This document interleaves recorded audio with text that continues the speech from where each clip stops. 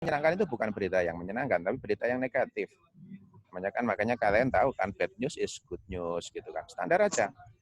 Kan yang dari pelajaran jurnalisme yang paling dasar itu kan. Daripada mendengar berita orang digigit anjing, mending berita yang lebih menarik adalah orang menggigit anjing gitu kan. Kalau ada kabar orang menggigit anjing itu akan lebih ramai daripada orang digigit anjing.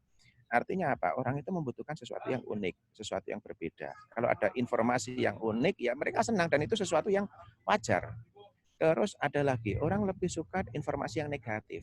Orang kalau menggosipkan pujian itu nggak akan laku. Tapi ketika menggosipkan sesuatu skandal, akan menyenangkan gitu. Itu sesuatu yang sebenarnya mainan insting dasar manusia. Cuma karena kita sebagai kaum terpelajar, maka kita punya tanggung jawab intelektual dan tanggung jawab kemanusiaan untuk ya katakanlah tidak membiarkan yang semacam itu tanpa kontrol gitu kan.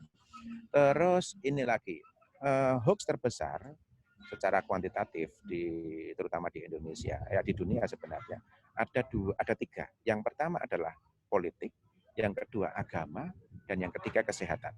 Politik dan agama itu adalah wilayah yang belakangan ini menjadi wilayah yang sangat sensitif. Dia yang paling memancing emosi siapapun, emosi manusia. Dan ketika orang terpancing emosinya, dia akan lebih suka katakanlah nge-share, katakanlah berkomentar tentang itu. Karena apa? Yang dipancing bukan sisi rasional, tapi sisi emosional.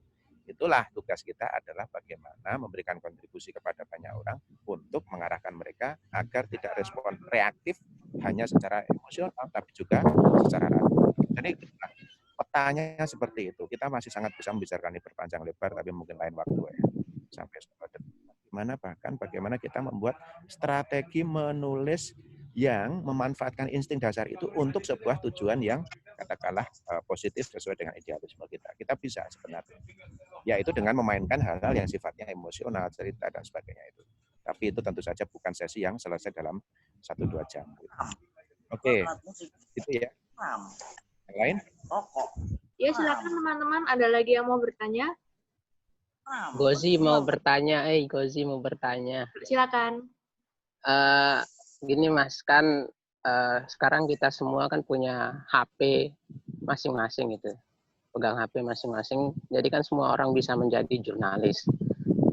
Setidaknya untuk menyampaikan berita gitu. Nah, untuk kasus terakhir kan ada pelaporan dari E-News atau enggak yang soal live streaming di YouTube itu di media sosial mesti memakai perizinan.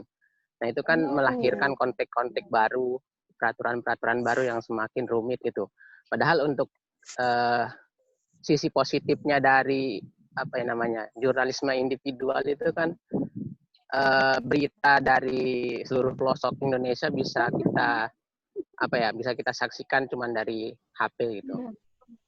Itu menurut Mas gimana?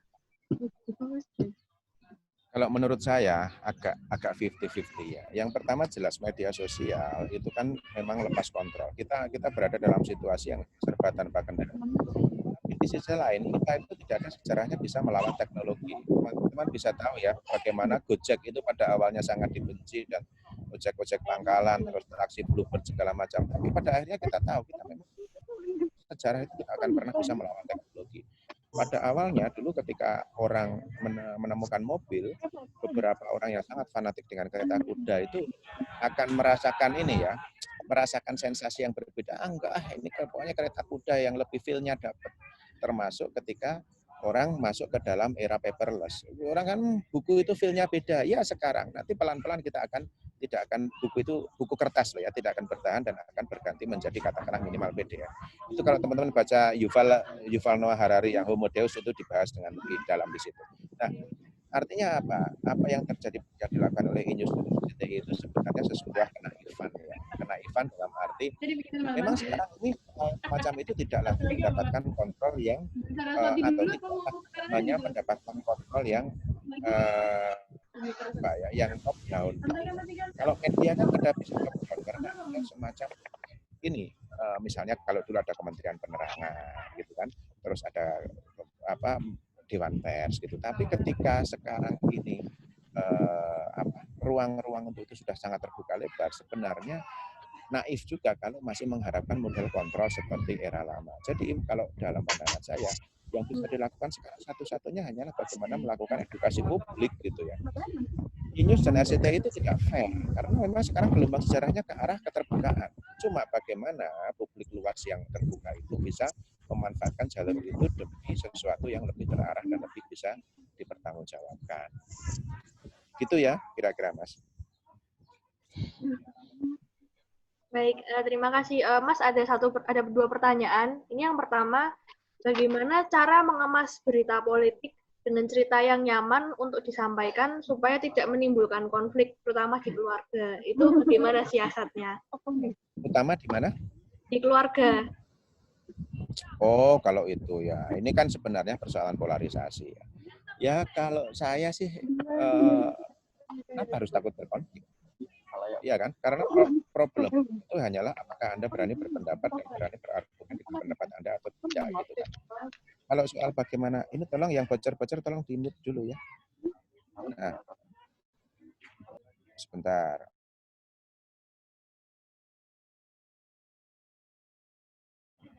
Problemnya adalah ketika kita punya pendapat, Anda semestinya memang mengukur ya ruang sosial seperti apa yang akan lebih fleksibel menerima pendapat Anda. Saya kira soal kompromi sosial itu bukan sesuatu yang haram ya. Jadi kalau apalagi cuma konflik keluarga, ya saya ketika di keluarga besar ya juga tidak akan asal sembarangan sesuai dengan pandangan saya pribadi gitu kan. Cuma kalau soal menulis, bagaimana menulis politik dengan cerita? Saya kira tidak ada rumusnya. Ya kayak teman-teman baca ini saja. Cerita itu dalam konteks ini adalah cerita. Kita tidak bisa menceritakan, kalau cerita itu ya cerita personal, cerita lingkungan gitu. Tapi kalau politik, kita kan tidak memungkinkan misalnya menceritakan keseharian Pak Luhut misalnya, kan nggak mungkin. Jadi lebih kepada bagaimana kekuatan argumen kita saja. Sementara kalau soal menghindari konflik, satu, kalau saya sih sepanjang kita bisa mengukur resikonya ya buat apa takut berkonflik gitu kan. Itu kan bagian dari proses dialektika. Tapi kalau Anda misalnya takut, misalnya terus Anda gara-gara berbeda pandangan dengan orang tua Anda terus dicoret dari C1, ya mending kita tetap tidak harus ini ya, tidak harus ngotot untuk soal-soal yang mungkin sebenarnya Anda tidak terlibat langsung di dalam. Tidak terus katakanlah ketika orang tua Anda punya prinsip begitu ya tidak terus dunia hancur juga enggak. Dia tidak sampai merusak kepentingan banyak orang juga enggak. Jadi ini apalagi kita harus paham juga ya. Permainan politik itu banyak kebohongannya. Gitu. Saya ambil contoh kecil ya, Saya pernah dalam satu forum dengan Pak Arya Bima yang PDIP dengan Daniel Anzar yang tim sesnya Prabowo. Waktu kami makan siang mereka cerita gini. Perdebatan keras di televisi, misalnya di talk show itu semua settingan. Kenapa settingan? Ini lagi-lagi kejahatan media. Yaitu ketika misalnya sesi break, terus hostnya itu ngamuk. Pak, gimana nih, rating kita hancur, Pak. Kenapa hancur? Nggak ada berantemnya. Nanti berantem dong. Oke, nanti kita berantem. Mereka akhirnya gitu kan. Jadi berantem di perdebatan politik di TV itu seringkali itu omong kosong. Tapi warga, kayak kita sendiri seringkali, itu sebenarnya sinetron ya. Tapi kalau kita nonton sinetron tersanjung, setelah nonton kita lupakan. Tapi kalau nonton sinetron politik setelah kita selesai nonton, kita berantem sama tetangga di pos ronda kan gitu. Jadi itu kita harus juga melihat dalam sebuah kearifan, pemahaman atas situasi real. Gitu. Yang kedua, tadi ya pertanyaan kedua Pak. Oh iya, yang ini. Jika kita topik simpel, ya. Bisa dijelaskan bagaimana menulis hal seperti itu menjadi menarik pada pembaca. Seperti tetap sudah saya sampaikan tadi ya, bagaimana kita memulainya dengan cerita. Cerita yang apa?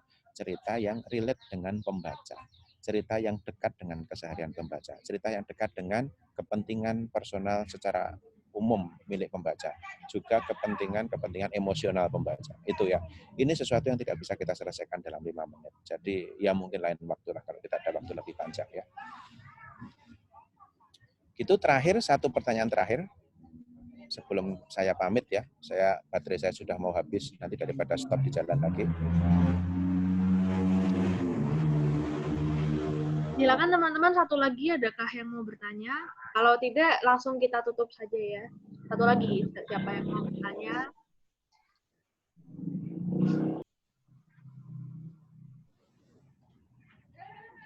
Atau oke, nanti next time teman-teman mengumpulkan pertanyaan dulu, sembari teman-teman juga berproses di UKM teman-teman, belajar, jangan lupa terus membaca. Itu saja pesan saya, juga nggak ada yang bisa banyak-banyak. Terus Iya, membaca, terus menulis, karena teman-teman ini Persma juga harus menulis ya. Ketika kita terbiasa menulis, kita akan terus melatih sensitivitas kita atas banyak hal. Rutin, kalau kita rutin. Dulu sebelum saya rutin, saya melihat sesuatu itu biasa saja. Tapi setelah saya menulis, rutin, saya ketika melihat sesuatu yang tampak remeh, terus, oh ini sudut pandang apa yang bisa aku pakai, apa yang bisa aku sampaikan kepada publik luas gitu. Dan itu akan mengkondisikan stamina berpikir teman-teman. Gitu ya, sebagai closing statement. ya, baik. Terima kasih Mas Iqbal. Ini benar-benar sangat informatif sekali. Jadi tadi Mas Iqbal sudah menceritakan tentang dunia jurnalisme di media sosial, ada berbagai macam tulisan, informasi, hoax, dan segala macam. Dan ternyata mencari inspirasi menulis itu sederhana, ya bisa kita ngobrol sama orang-orang di angkringan, sama tetangga, sama siapapun, itu sesederhana itu bisa dijadikan ide menulis. Dan terima kasih juga Mas Iqbal untuk pesan-pesannya kepada kita anak Persma, semoga kita makin giat untuk menulis dan terus berkarya lagi. Oke, saat ini kita foto bersama dulu ya. Silakan teman-teman boleh dibuka videonya, nanti saya fotokan ya.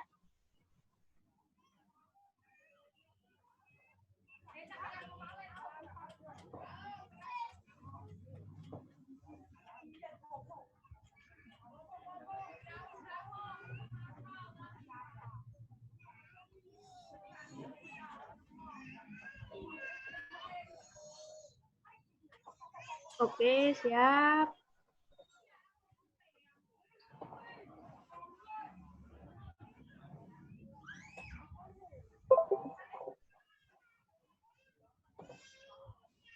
Udah, klik. Nah, Satu lagi ya. Satu lagi. Satu lagi.